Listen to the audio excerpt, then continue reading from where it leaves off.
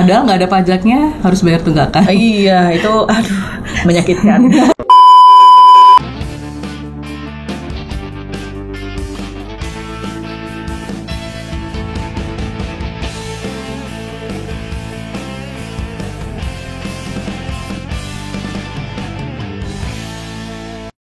Dari Studio 528 Ruang Kita Bicara Pajak. Halo, apa kabar semua kawan pajak? Ketemu lagi setelah sekian lama ya dengan episode terbaru dari Studio 528. Pas sudah pada kangen semuanya. Nah, hari ini kita akan membahas, biasanya sih kita bahas ketentuan-ketentuan terbaru, isu-isu terkini gitu ya. Hari ini spesial karena kita akan bahas sebuah fenomena yang terjadi di pelayanan di mana ya, di lobi kita, di ranah pelayanan KPP Pratama Karanganyar. Apakah itu?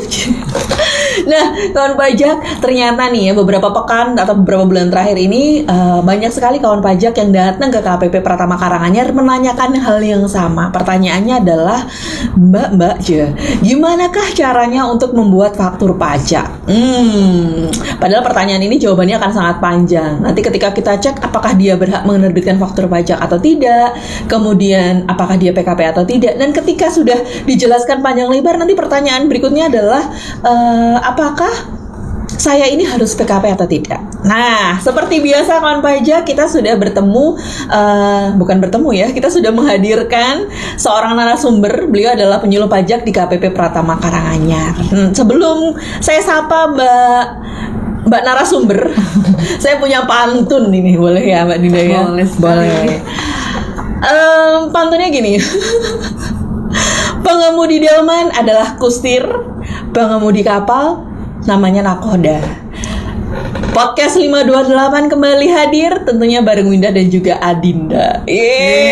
Tepuk tangan sendiri gitu ya. Oke, ini Mbak Dinda apa kabar? Alhamdulillah baik. Bener gak dari yang saya omongin tadi? Jadi memang lagi banyak kawan pajak yang datang ke KPP dengan, Mbak, saya mau bikin faktur nih, gimana caranya gitu ya? Iya, betul sekali Mbak Winda. Jadi banyak nih wajib pajak nih datang nih ke loket kita di HTS, nanya, Mbak, kalau bikin faktur gimana? Ya, padahal setelah kita cek mereka itu masih belum sebagai PKP. Padahal kalau mau bikin faktur kan syaratnya harus dikukuhkan sebagai PKP, jadi nggak bisa sembarangan, harus mengeluarkan fakturnya tersebut. Dan ini beda ya dengan NPWP ya. Jadi kalau belum tentu semua kawan pajak yang punya NPWP itu boleh menerbitkan faktur pajak. Iya. Harus dikukuhkan dulu sebagai PKP gitu kan. Nah, sekarang PKP itu apa, Mbak C? Ya. Pengusaha kena pajak. Ya, PKP singkatan dari pengusaha kena pajak. Jadi PKP itu ya Mbak Winda. Jadi kalau wajib pajak ini apabila sudah dalam 1 bulan dalam tahun pajak ini sudah mencapai omsetnya 4,8 miliar, itu bisa dikukuhkan, udah wajib lagi dikukuhkan sebagai pengusaha kena pajak. Kemudian kalau misalkan ada juga pengusaha kecil Mbak Winda, jadi ada pengusaha yang di atas 4,8M, ada juga yang di bawah 4,8M. Ini belum wajib untuk dikukuhkan sebagai pengusaha kena pajak, tetapi boleh berkenan untuk dikukuhkan sebagai PKP. Boleh ya. Boleh sekali. Jadi kawan pajak, kalau omsetnya belum sampai 4,8 miliar, masih kategori pengusaha kecil, itu pilihan. Nggak wajib ya. Wajib. Tapi kalau mau PKP boleh. Boleh sekali. Boleh. Nah, itu kapan dia sudah wajib? Kan misalnya dalam 1 bulan itu dia sudah lebih dari 4,8 nih pasti diperhitungan. Berarti dia wajib untuk mengukuhkan diri, mendaftarkan pengukuhan PKP-nya kapan? Nah, ketika wajib pajak sudah dalam 1 bulan tersebut sudah mencapai 4,8 miliar dalam setahun, maka sudah wajib dikukuhkan di akhir bulan berikutnya. Nah, itu wajib pajak bisa mengajukan secara langsung datang ke kami untuk dikukuhkan sebagai PKP, atau bisa juga besar jabatan juga Mbak Wida. Jadi sudah terjawab ya.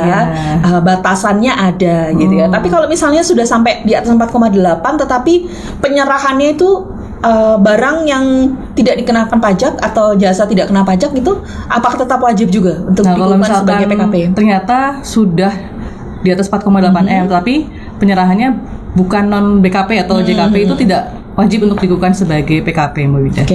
Oke. Berarti sudah jelas kan kawan pajak, bisa dilihat sendiri. Saya termasuk kategori yang wajib atau yang belum wajib tapi boleh diperkenankan. Boleh aja. Mau PKP juga boleh. Yang penting kita ikuti tahapan alurnya ya. Betul. Nah, biasanya nih ada juga nih yang sudah di atas 4,8 tapi nggak mau daftar PKP. Nah, itu apa yang akan terjadi? Nah, itu kalau misalkan ternyata sudah di atas 4,8 miliar dan si wajib pajak ini tidak ada niatan nih untuk dikukuhkan sebagai PKP, maka dari kami Direktorat Jenderal Pajak bisa secara jabatan membuat atau mengukuhkan sebagai pengusaha kena pajak itu, dan nanti bisa dihitung mulai pajak itu terhitung dari suatu bulan ketika sudah mencapai 4,8 miliar. Oh, bisa dihitung sejak dia sudah sampai 4,8 miliar ya. Walaupun itu belum PKP misalnya.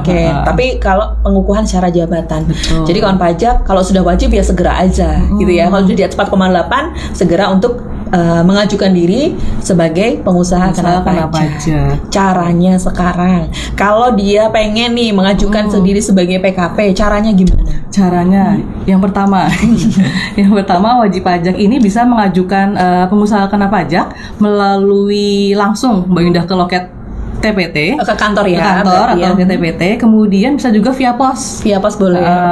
Kemudian nanti ada permohonan yang harus mereka ajukan, yaitu permohonan PKP. Kemudian ada juga aktivasi akun. Kemudian ada juga sertifikat elektronik. Ini tiga permohonan ya. Bisa sendiri-sendiri atau gimana? Sendiri-sendiri bisa, atau mau langsung berbarengan juga bisa. Langsung ajukan. Diajukan sekaligus, sekali datang ke KPP. Tiga permohonan langsung, tetapi permohonannya tetap 3 ya, beda ya. Permohonan pengukuhan PKP, permohonan aktivasi akun, dan juga permohonan sertifikat elektronik. Betul. Ini nanti kita bedah satu persatu ya. Ini permohonan apa gitu ya. Kalau permohonan pengukuhan PKP jelas ya, ingin agar dikukuhkan sebagai PKP. Nanti persyaratannya yang harus dilengkapi selain formulir itu pasti ada yang lainnya ya. Ada lampirannya juga. Kalau untuk orang pribadi misalkan ada orang pribadi yang ingin mengajukan PKP untuk WNI atau warga negara Indonesia, yaitu fotokopi KTP dan NPWP. Jika yang mengajukan WNA, sama ada fotokopi paspor, KITAS dan juga atau kitab. Kemudian jika yang mengajukan badan usaha, PT, CV gitu ya. PT, CV dan juga pusat yang berbeda bukan cabang, itu nanti bisa melampirkan akte pendirian. Kalau misalnya ada perubahan ya juga dilampirkan juga akte perubahannya. Kemudian fotokopi KTP dan juga NPWP seluruh pengurus. Dan juga untuk wajib pajak badan yang juga pengurusnya juga harus dicek dulu nih apakah mempunyai tunggakan atau tidak, karena syaratnya tidak mempunyai tunggakan dan juga harus lapor SPT tahunan dalam kurun waktu 2 tahun terakhir. Berarti NPWP pengurusnya juga harus aktif. Betul, harus aktif. NPWP pengurus harus aktif, nanti baru bisa mengajukan pengukuhan PKP. Kalau itu kan tadi kalau NPWP badan ya. Pusat, kalau cabang mungkin berarti ditambah dengan penunjukan cabangnya. Berarti pimpinannya juga ditambah pimpinan yang bertanggung jawab di cabang tersebut ya. Mudah sekali ya. Jadi nanti diantar aja langsung ke kantor pelayanan pajak. Nanti kalau yang itu di KPP terdaftar ya. KPP terdaftar.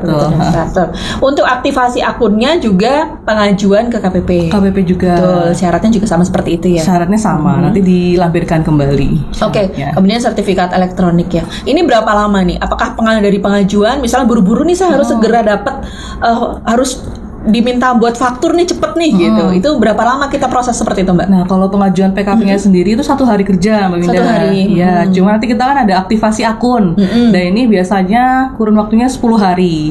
Jadi nanti ketika wajib pajak misalkan mengajukannya berbarengan antara pengukuhan PKP dan juga aktivasi akun, berarti waktunya adalah 10 hari kerja dari terdaftar PKP. Jadi PKP nunggu PKP-nya. Tapi ketika sudah PKP ternyata si AWP-nya ini belum mengajukan aktivasi akun, berarti nanti 10 hari kerjanya adalah ketika wajib pajak masukkan berkas untuk aktivasi akunnya tersebut. Berkasnya diterima ya, nanti dicek ya. Aktivasi ini nanti mungkin informasi juga untuk kawan pajak, nanti ada petugas kita yang akan verifikasi ke lokasi ya. Mungkin ngecek lokasinya gitu ya. Ketemu dengan pimpinannya gitu untuk memastikan lokasi dan kegiatan usaha wajib pajak. Seperti itu ya, Mbak ya. Betul, nanti akan ada verifikasi. Kode aktivasi berarti aktivasi. Nah, sekarang kalau sertifikat elektronik itu kayak apa gitu? Maksudnya gambaran untuk kawan pajak nih apa nih sertifikat elektronik? Sertifikat elektronik nanti wajib pajak juga membutuhkan sertifikat elektronik ini, Mbak Winda. Jadi kan sebagai tanda tangan elektroniknya ya nanti. Sebenarnya kalau misalkan sertifikat elektronik ini tidak harus dipunyai oleh PKP juga. Kalau misalkan siapa tahu wajib pajak sebelumnya sudah punya sertifikat elektronik, sudah bisa digunakan juga sertifikat elektronik tersebut. Tapi kalau emang belum punya, silakan mengajukan kembali sertifikat elektronik. Nanti pengajuannya juga sama, bisa langsung datang ke KPP atau juga pengajuan via email. Oh, kalau ini nggak boleh via pos ya? Iya, kalau ini antara dua pilihan KPP itu atau aja. dua pilihan langsung itu. datang ke KPP atau via email gitu. Nanti akan dapat sertifikat elektronik gitu kawan pajak. Jadi kalau yang sebelumnya sudah pernah punya sertifikat elektronik itu boleh digunakan. Boleh digunakan. Sama aja. Kayak misalnya kan untuk wajib pajak misalnya kemarin sudah pakai e-Bupot gitu ya, untuk laporan itu kan juga butuh sertifikat elektronik nih gitu. Atau pernah menggunakan akses untuk EPBK gitu kan, sekarang juga semuanya betul-betul sertifikat elektronik, itu sama, boleh dipakai.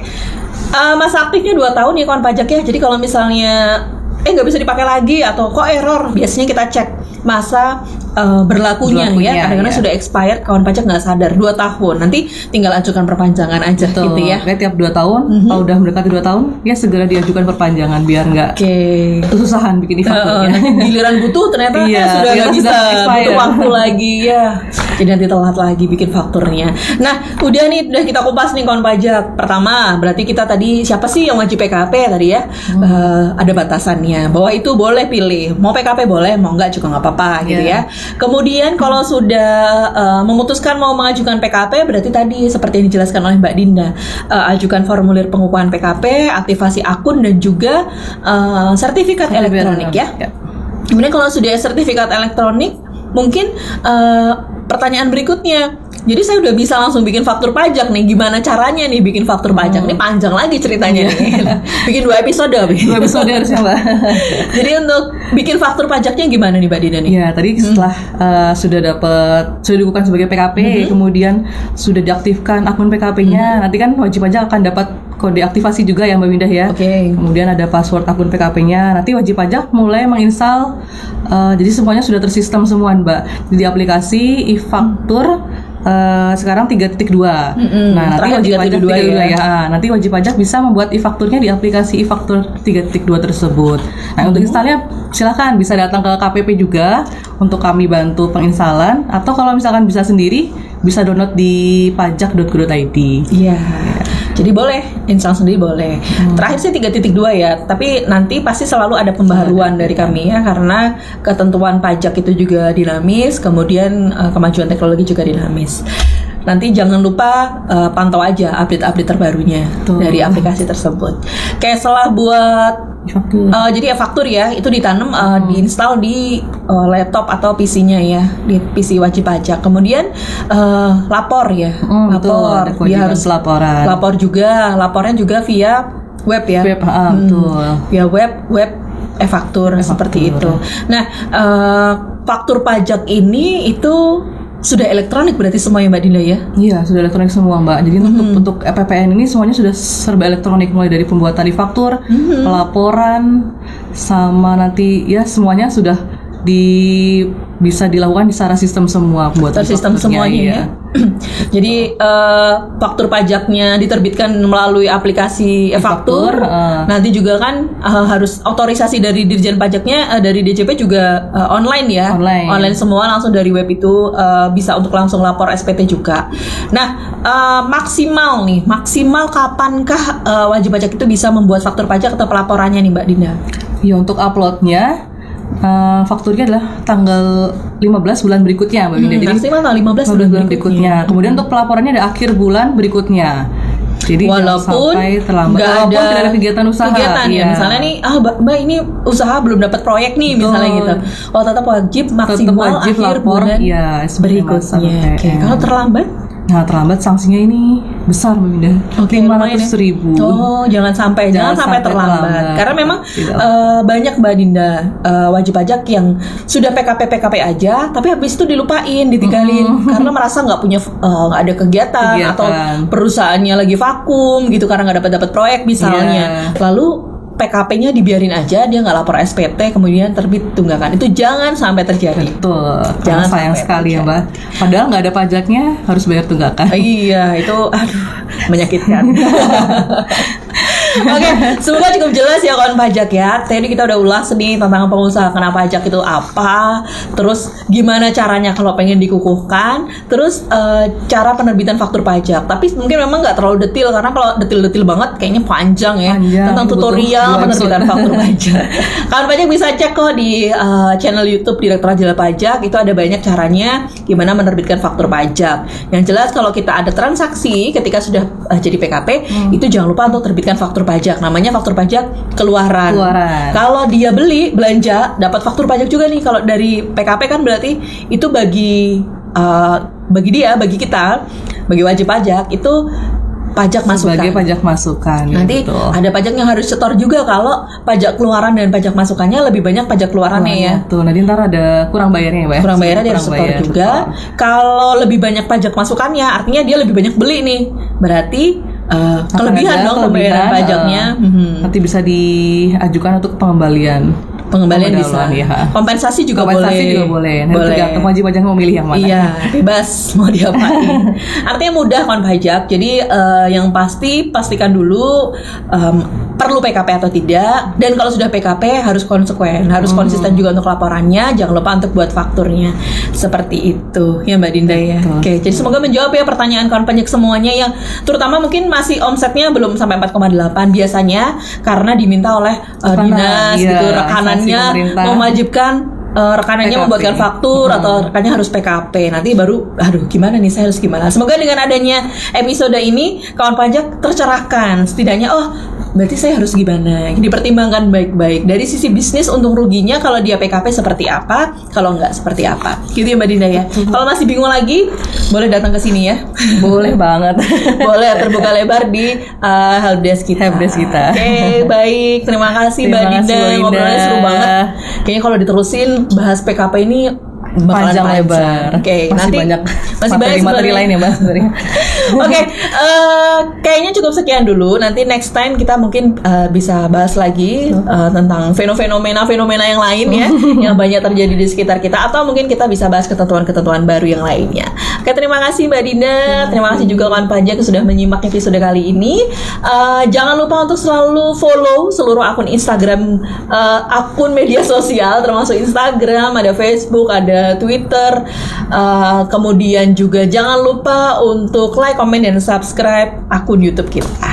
Gitu. See you next time. Sampai ketemu lagi di episode berikutnya. Assalamualaikum warahmatullahi wabarakatuh.